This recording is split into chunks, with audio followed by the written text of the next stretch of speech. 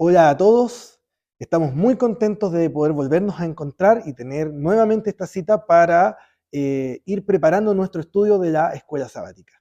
Y el día de hoy me acompaña mi querido amigo Jonathan González. Jonathan, es un gusto tenerte aquí. Jonathan es anciano de la iglesia de Pedro de Valdivia y estoy muy contento de poder compartir esta ocasión contigo, hermano. Muchas gracias, Francisco, por la invitación y bueno, esperamos que este repaso sea de mucha bendición para todos nosotros.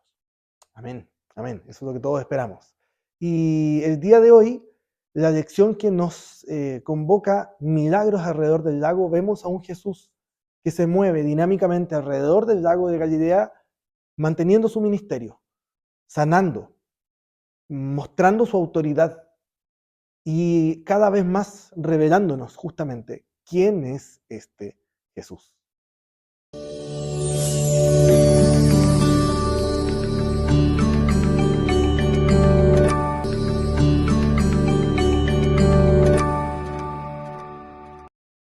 Bueno, para ir entrando justamente en materia, en tierra derecha.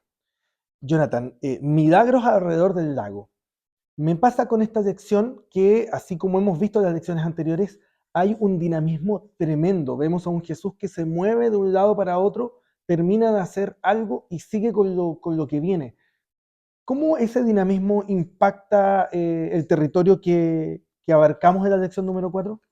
Es interesante, Francisco, ver cómo enfoca el autor, ¿no? Marcos, estos capítulos, el capítulo 4, ¿cierto? Finalizando, capítulo 5 y parte del 6, cómo Jesús no para. Sigue, descansa, ora, pero nuevamente está en mucha actividad. Es interesante notar que la mayoría de su ministerio lo pasó en el mar de Galilea, alrededor de las ciudades. Jesús, vemos aquí cómo inicia la lección de escuela sabática con una historia de la tempestad, que a la verdad hay muchas lecciones significativas que podemos encontrar en ella. Después pasa a este paso del endemoniado gadareno, ¿no? Que propiamente tal es también restaurado por el Señor. Y vemos cómo el Señor a través de estas historias nos muestra cada vez más, ¿cierto? Se está revelando este secreto mesiánico. Perfecto.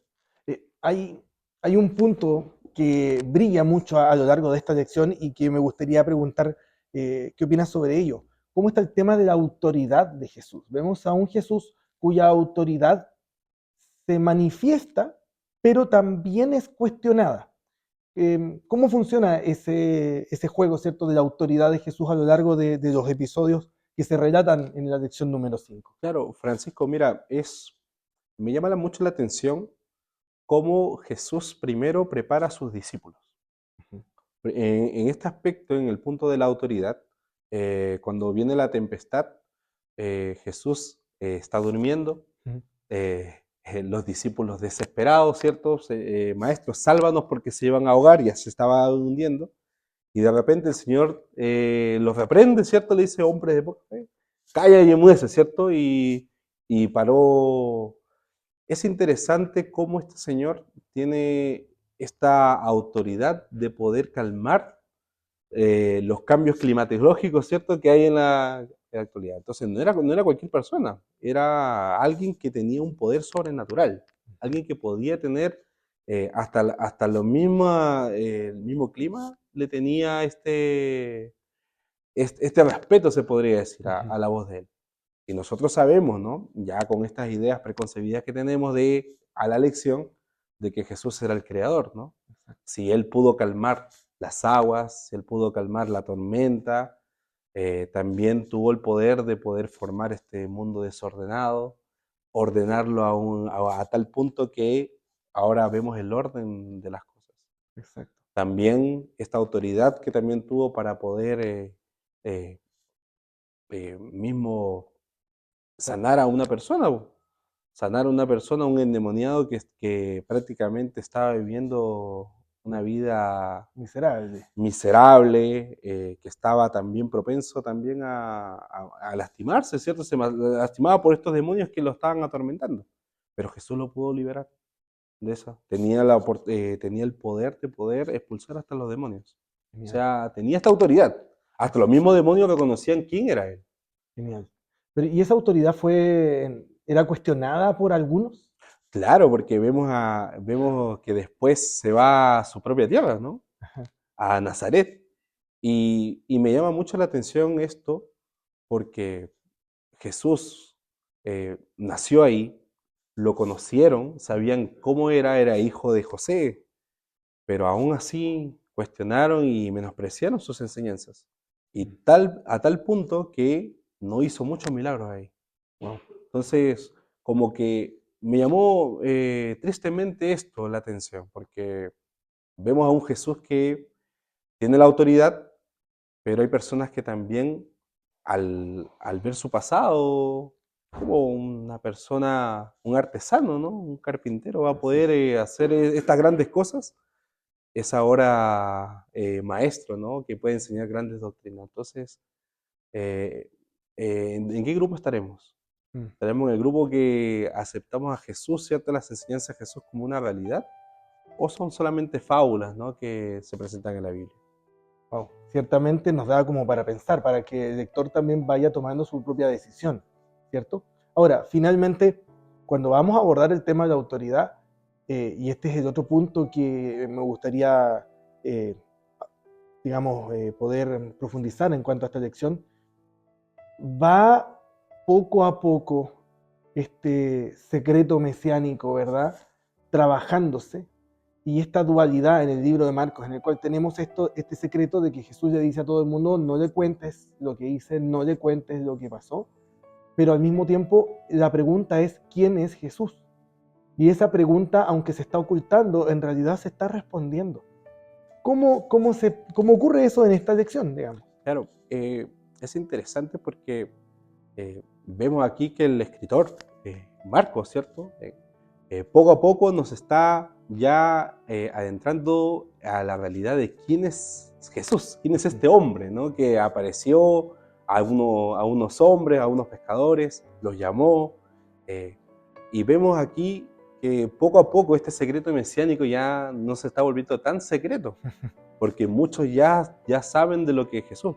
Resucitó a una niña, de un principal, no cualquier persona.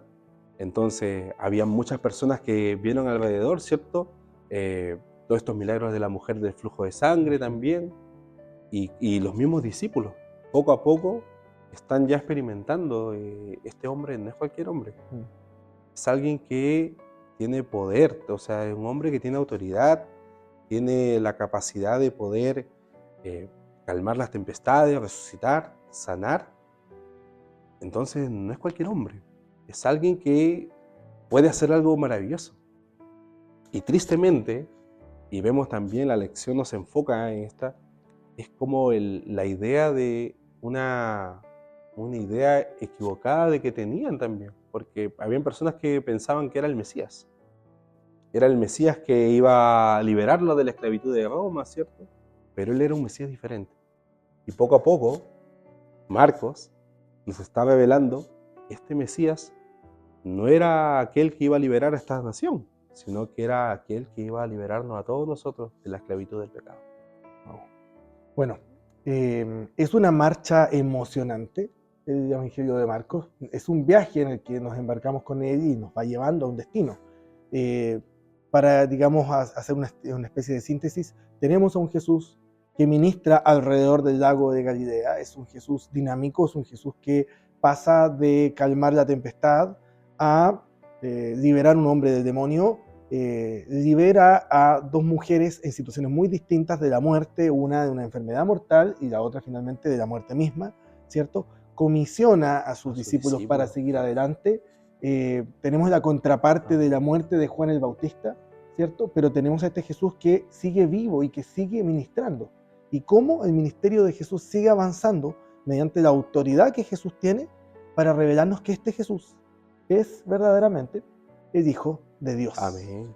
Estamos muy contentos de poder seguir compartiendo estas lecciones y te voy a pedir, Jonathan, si nos pudieras dirigir en una oración para que Dios bendiga el estudio nuestro y el de todas las personas que nos van a estar escuchando. Por supuesto. Vamos a orar, mis queridos hermanos. Oremos. Querido y Santo Padre que estás en los cielos, gracias te damos por las bendiciones que nos das. Gracias también, Señor, porque nos das este privilegio, Señor, de estudiar tu santa palabra, de tener este folleto también como guía de estudio, Padre amado. Te pedimos para que nos ayudes, para que nos animes cada día a estudiar tu gran palabra, Padre amado, porque sabemos que esta puede obrar de manera poderosa en nuestras vidas. Te pedimos, Señor, que nos sigas bendiciendo y que el Señor Santo Espíritu guíe nuestra vida. Todo esto, Señor, lo pedimos en el nombre de tu Hijo amado Jesús. Amén. Amén. Amén. Te agradezco mucho, Jonathan, poder haber compartido este repaso y les agradecemos a todos aquellos que nos están acompañando semana a semana en nuestros videos. Los animamos a seguir estudiando la palabra de Dios, los animamos a que también nos sigan a nosotros, que por ahí nos ayuden, ¿cierto?, dándole me gusta, compartiendo el video y haciendo que otras personas también puedan animarse a esto, que no busca otra cosa, sino que profundicemos nuestro estudio de la palabra de Dios. Que el Señor nos bendiga y nos vemos la próxima semana con otro video de la Escuela Sabática.